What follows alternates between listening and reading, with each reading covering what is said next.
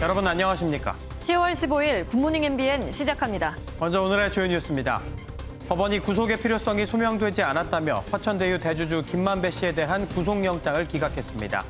김 씨의 신병을 확보해 정관계 로비 의혹으로 수사를 확대하려던 검찰 계획에 차질이 불가피할 것으로 보입니다. 경선에 승복한 더불어민주당 이낙연 전 대표가 원팀을 위해 어떤 역할을 할 것이냐는 질문에 아무런 대답도 하지 않는 등 불편한 심경을 숨기지 않았습니다.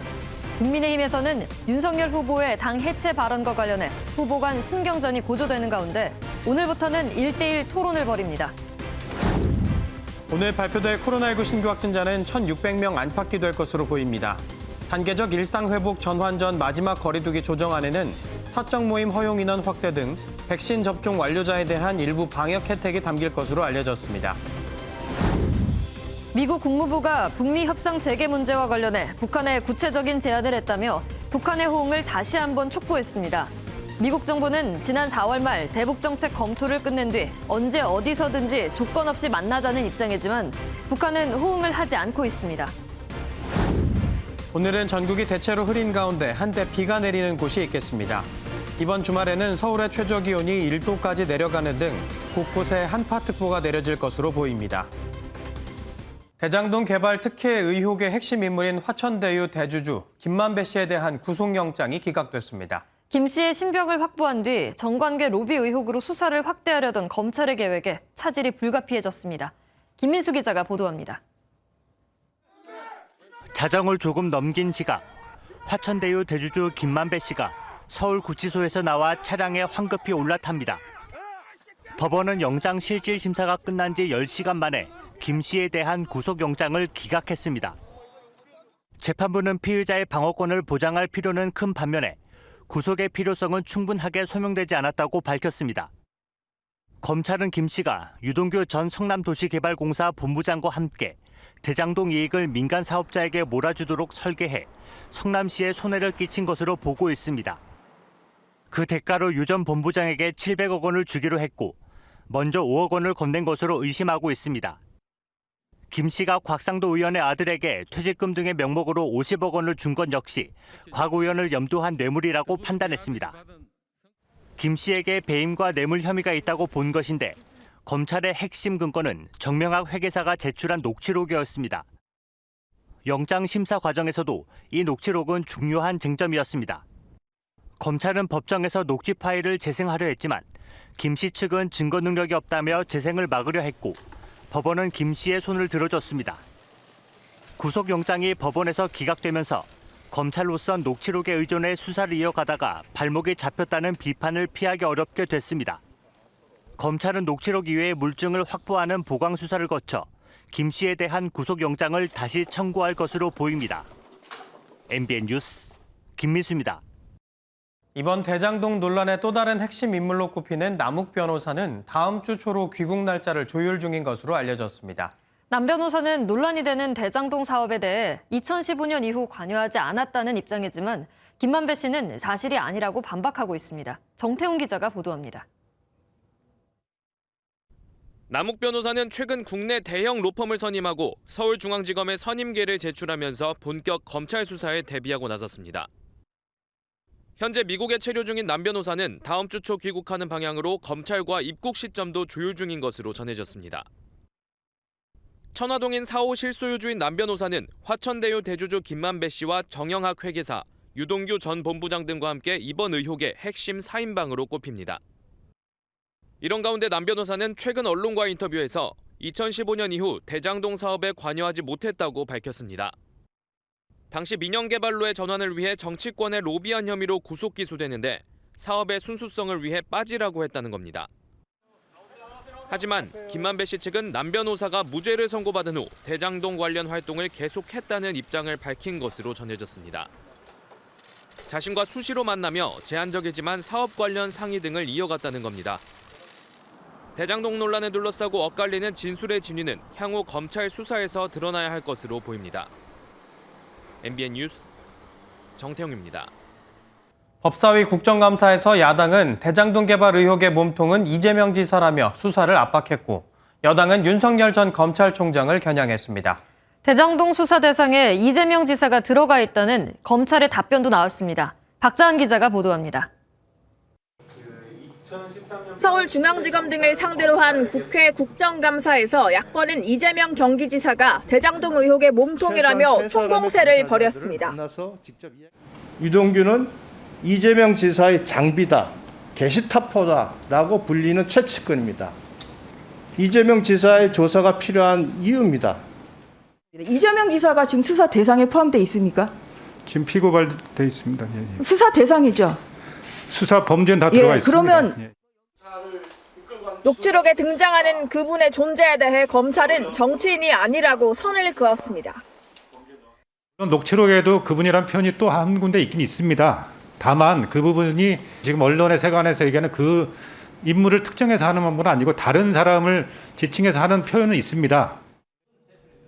여당은 윤석열 전 검찰총장의 부인 김건희 씨의 도이치모터스 주가 조작과 고발 사주 의혹 등으로 공세를 펼쳤습니다. 우연히 여러 번 겹치면 우연이 아니다라고 하는데 윤석열 총장 검사 가족에 대한 사건만 다 전부 다 무혐의로 빠져나간 겁니다. 본인이 지금 대선 출마를 하기 위해서 검찰 후배들 무차별적으로 저렇게 비판을 해요. 그 윤석열 후보라는 용어를 쓰는데요. 윤석열 씨라고 밖에는. 법사위 국감에서 여야는 대선 유력 주자들에 대한 수사를 놓고 격돌을 벌였습니다. MBN 뉴스 박자한입니다. 대선 경선 결과에 승복 선언을 했던 이낙연 전 민주당 대표가 캠프 해단식을 가졌습니다. 자신의 지지자들을 향해 일배 수준이라고 발언한 송영길 대표를 향해선 뼈있는 말을 남겼습니다. 김순철 기자가 보도합니다. 더불어민주당 대선 경선에서 승복 선언을 한 이낙연 전 대표가 집권할 만인 어제 캠프 해단식에 참석했습니다. 30 의원 등 60여 명이 참석한 해단식에서 이 전 대표는 지지자들을 폄하하지 말라며 송영길 대표에게 직격탄을 날렸습니다. 송 대표는 경선 후보 무효표 처리 문제와 관련해 이 전 대표 지지자에게 문자 폭탄을 받고 일배 수준이라고 비판한 바 있습니다. 민주당도 그 누구도 국민과 당원 앞에 오만하면 안 됩니다. 하물며 지지해 주신 국민을 폄하하면 절대로 안 됩니다.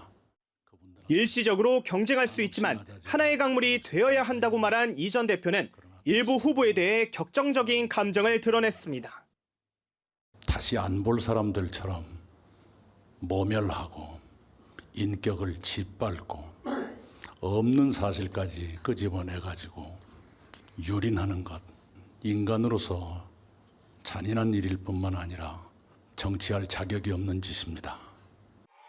공동선대위원장이나 원팀에 대한 질문에는 아무런 답변도 하지 않았는데 이낙연계 핵심 관계자는 송영길 대표의 일배 발언은 우리가 필요 없다는 뜻 아니겠느냐, 알아서 하라며 강한 불쾌감을 나타내기도 했습니다. 이런 가운데 이낙연 후보 지지자로 구성된 4만 6천여 명의 소송인단은 민주주의가 훼손됐다며 민주당 경선 결과에 대한 효력정지 가처분 신청을 냈습니다. 무리한 사사오식 해석을 한 주체가 다시 해석에 대한 심판을 하는 것은 명백한 위헌 소지가 있으니 이를 사법부의 판단에 맡기고자 하는 것입니다. 대선 경선에서 40%에 가까운 지지를 받았던 이 전 대표의 표가 이탈할 수 있다는 우려가 나오면서 당 지도부의 고심도 깊어지는 모양새입니다. MBN 뉴스 김순철입니다. 국민의힘은 경기도의 대장동 제보센터를 열고 최고위를 개최하는 등 민주당 대선 후보인 이재명 경기지사에 대한 압박을 이어갔습니다. 더불어민주당은 부산을 찾아 LCT와 달리 대장동 개발은 공공이익 환수를 위해 노력한 것이라고 맞불을 놨습니다. 신재우 기자입니다. 국민의힘은 경기도청이 있는 수원에 대장동 게이트 국민제보센터를 설치하고 현장 최고위를 열었습니다. 당 지도부는 수사기관을 향해 문재인 대통령과 민주당의 눈치를 보지 말고 진실을 밝히기 위해 철저히 수사하라고 압박했습니다. 불리해지면 선택적으로 침묵하고 자료 제출 요구조차 거부합니다. 문재인 정권의 내로남불 DNA를 쏙 빼 닮았습니다. 부산을 찾은 민주당 송영길 대표는 과거 LCT는 민간이 1조 원을 독식했다며 대장동 개발은 오히려 공공이익 환수를 노렸던 것이라고 옹호했고 야당이 국감을 정쟁의 장으로 만들고 있다며 망신주기식 국감 차단에 나섰습니다. 대선병에 걸리면 약도 없다고 하는데 지금 국민의힘이 딱 그렇습니다.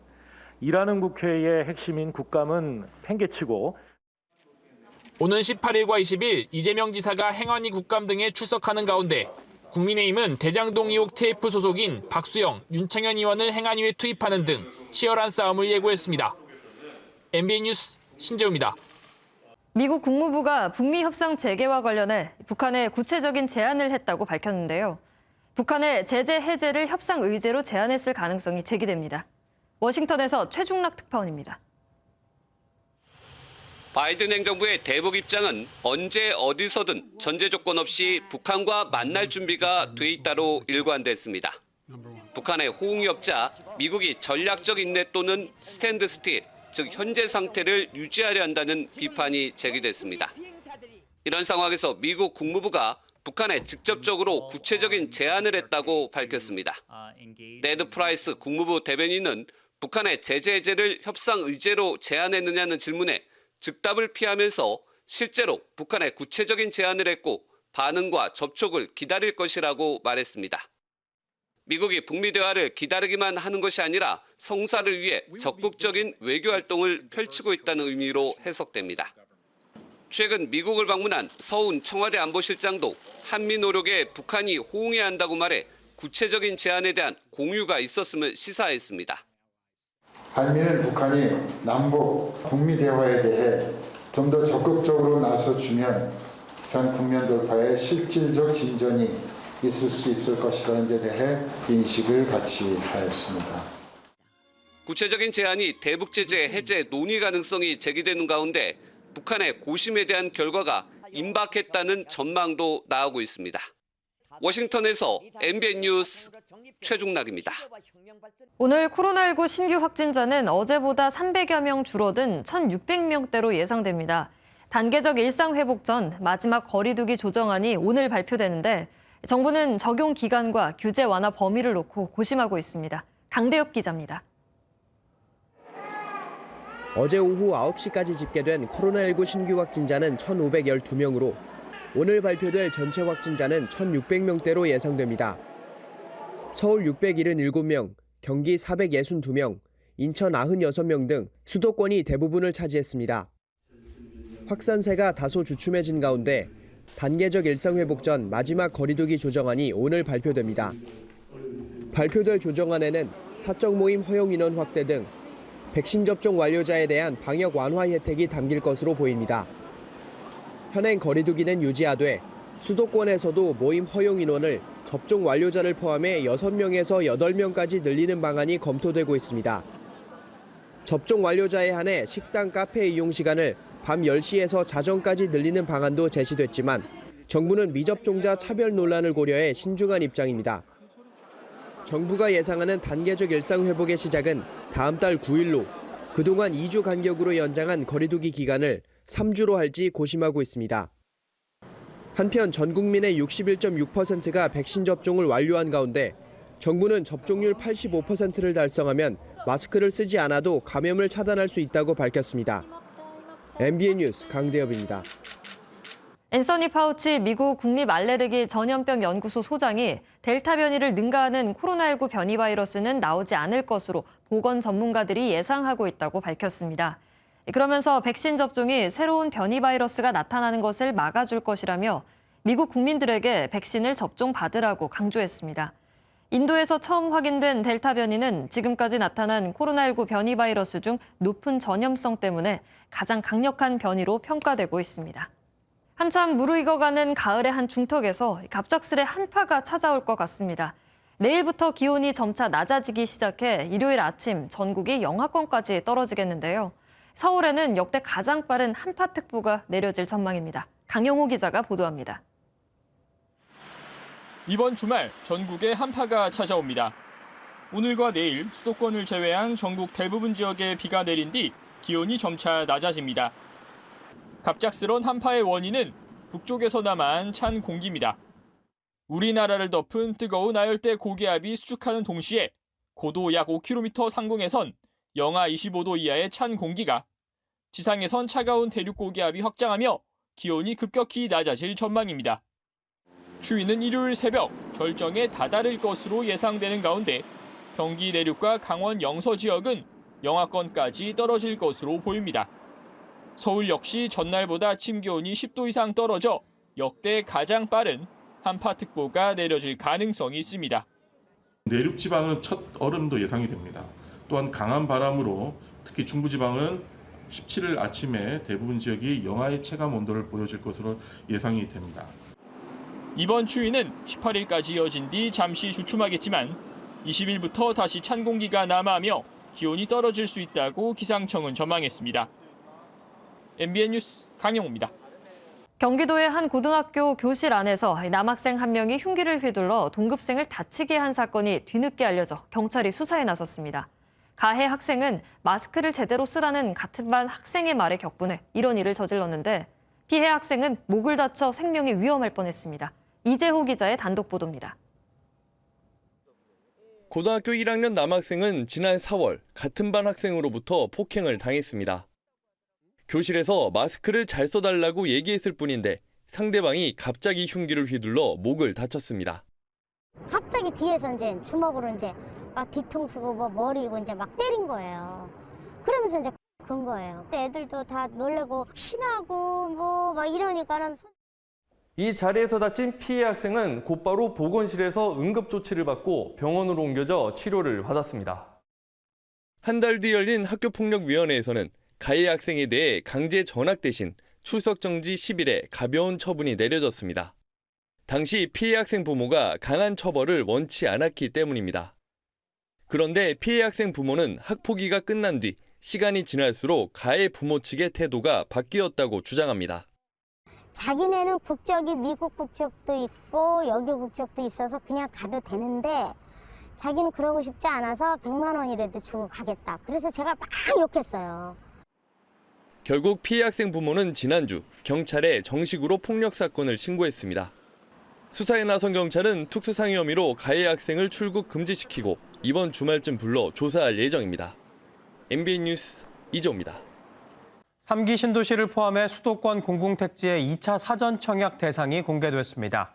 1차 때보다 2배 넘게 많은 만 가구가 대상인데요. 지역이 궁금하실 텐데 우선 3기 신도시인 남양주 왕숙 2지구에 1,400호, 성남내 택지 3곳에도 1,800호가 공급됩니다. 여기에 2기 신도시인 인천 검단과 파주 운정 3지구에도 3,000호 넘게 사전 청약을 받았습니다. 전체 공급 물량 중 15%는 일반 공급으로 나머지 85%는 신혼부부, 다자녀, 생애 최초 등의 특별 공급으로 풀리게 됩니다. 사전 청약은 오는 25일부터 시작됩니다. 분양가는 1차 때와 비슷하게 주변 시세의 60에서 80% 수준으로 최소 3억 원대에서 최대 6억 원대 정도입니다. 공급 대책과 별개로 요즘 은행 대출을 바짝 쬐는 영향일까요? 서울 집값이 주춤합니다. 그런데 대출 규제로 상승세에 제동을 걸었지만 아파트 잔금 내고 전세 대출 받아야 하는 실수요자 불만이 커지자 대통령이 획일적 대출 규제를 풀라는 지시를 내렸습니다. 당장 다음 주 발표될 가계부채 대책에 어떤 내용이 담길지 주목됩니다. 박통일 기자입니다. 3기 신도시를 포함해 수도권 공공택지의 2차 사전 청약 대상이 공개됐습니다. 1차 때보다 2배 넘게 많은 만 가구가 대상인데요.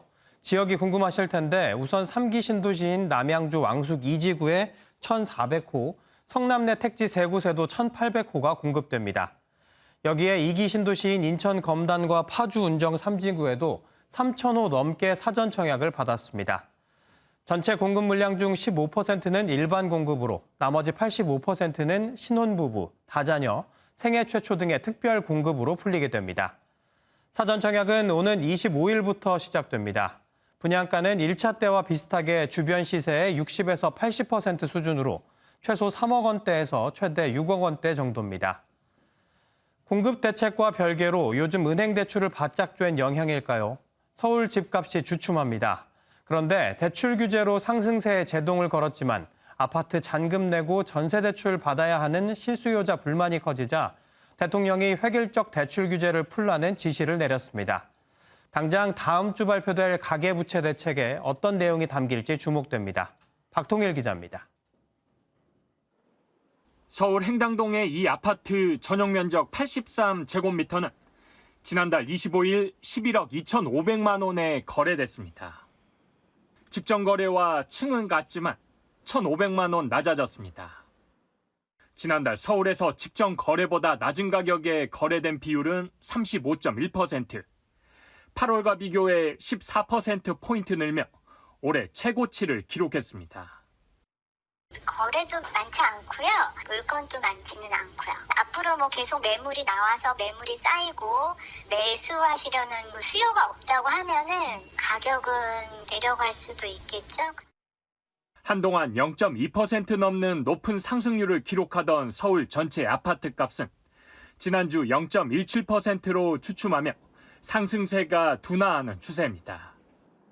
올해 집값이 크게 오른 데다 금융당국이 가계대출 총량을 엄격히 관리하며 추석 이후 수요가 위축된 겁니다.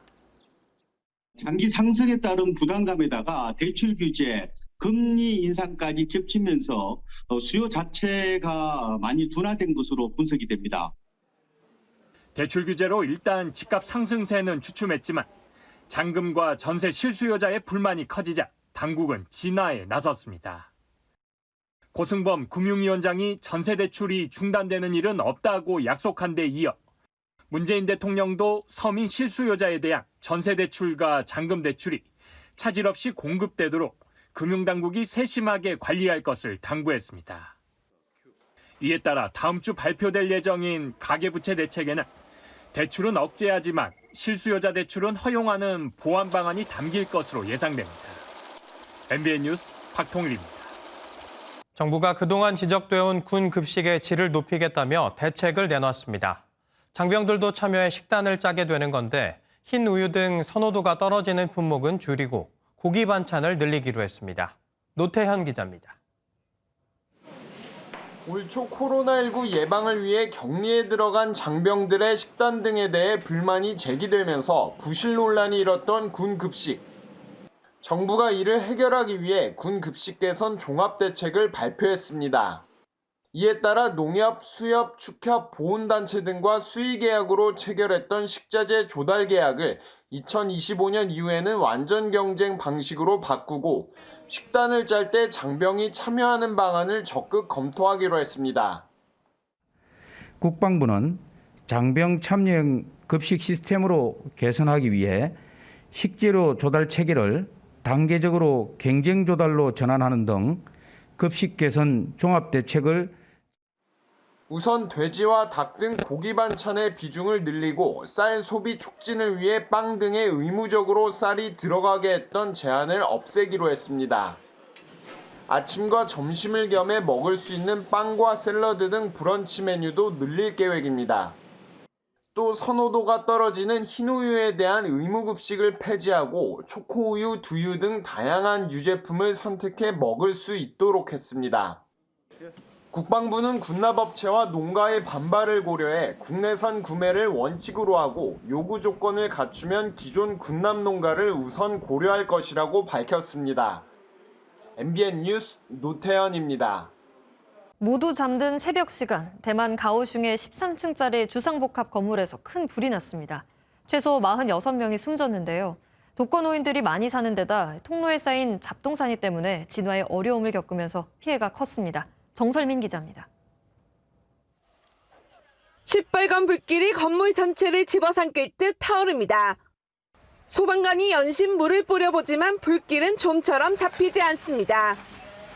모두가 잠든 새벽 2시 54분, 대만 가오슝의 한 주상복합 건물에서 불이 나 4시간 반 만에 꺼졌습니다.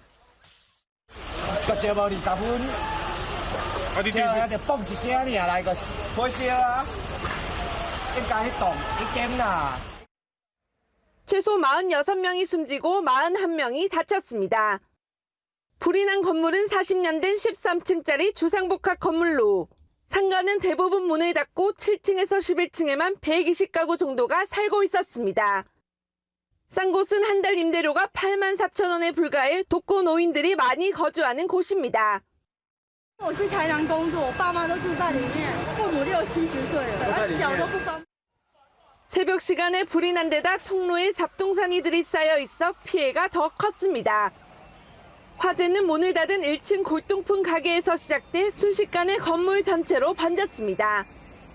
경찰은 한 남성이 향을 펴놓고 술을 마신 뒤 제대로 끄지 않은 향을 쓰레기통에 버리면서 불이 난 것으로 보고 있습니다. MBN 뉴스 정사희민입니다. 레바논의 수도 베이루트에서 대낮에 대규모 총격전이 벌어져 최소 6명이 숨졌습니다. 레바논 내전은 30여 년 전 끝났지만 갈등은 아직도 계속되고 있습니다. 전민석 기자가 보도합니다. 사람들이 총알 세례를 피하려 몸을 웅크리고 누군가는 괴한을 향해 총을 마주 쏘아댑니다. 날아다니는 총알을 뚫고 할머니를 구조한 청년들도 눈에 띄었습니다. 현지 시간 14일 낮 레바논의 수도 베이루트 중심가에서 대규모 총격전이 벌어졌습니다. 가정주부를 포함해 최소 6명이 목숨을 잃었고 30여 명이 다쳤습니다.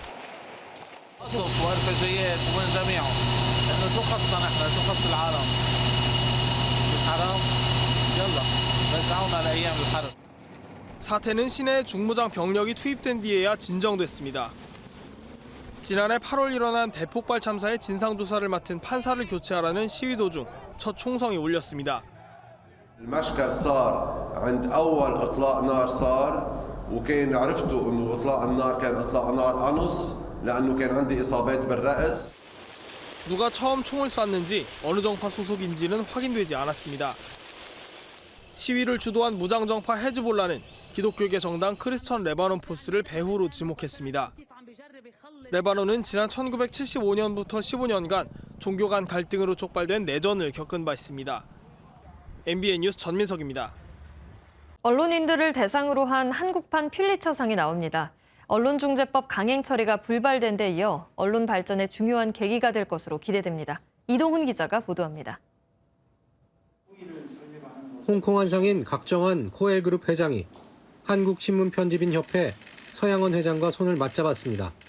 대한민국 언론대상을 만들기 위한 업무협약 체결식이 열린 겁니다.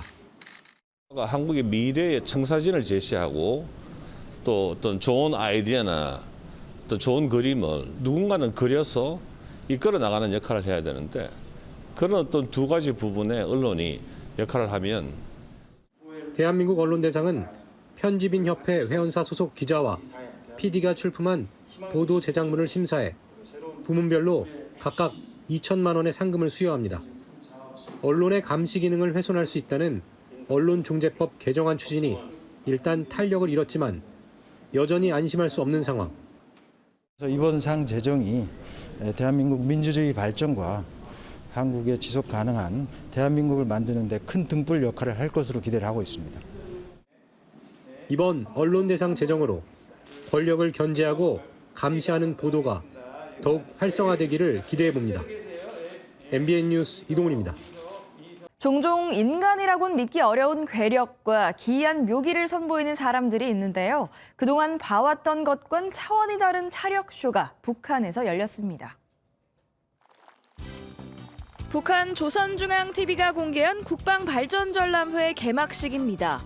김정은 국무위원장이 지켜보는 가운데 특공무술 행사가 열렸는데요.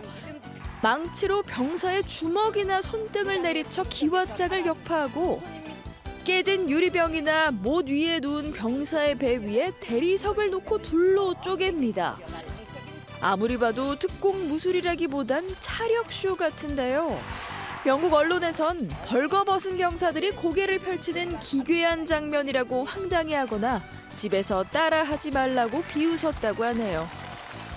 어제 소개한 노을진 하늘에서 에어쇼를 펼친 찌르레기 때 기억하시죠? 이렇게 떼를 지어 다니는 게 또 있었는데요. 평가는 정반대였습니다.